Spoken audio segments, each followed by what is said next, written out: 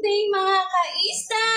So may maraming isda si kaisda ngayon dito sa Magigbilis mga kaisda. Alam mo ba, napakabarato sariwa ng ating isda. Dito mo lang yung makikita sa ating Magigbilis mga kaisda tuwing hapon alis 3 ng hapon hanggang alis 7 ng gabi mga kaisda. So mga mahilig yan magbangros na kayo mga kaisda. 160, 140 ang ating baligyan sa bangros. Fresh na fresh, pwede mo siya sa bawang prituhin. Sa bawan mga kaisda, pwede sa ating bangros. 160, 140 ang ating baligyan sa bangros mga kaisda.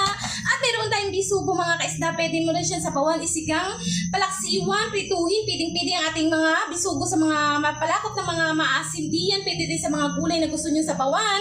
So ating baligyan sa bisugo na yung mga kaisda ay 200 ang kilo mga kaisda. Sa ating tunong-tunong naman, sa mga mahilig din magtunong-tunong ay 180 ang ating kilo o 160 ang ating kilo sa tunong-tunong mga kaisda. Napakasarap siyang isda, pwede mo siya maisigang kaisda kung may mga maasim kayo dyan ng mga utanom, pwede mga kaisda, mapapahigop ka talaga.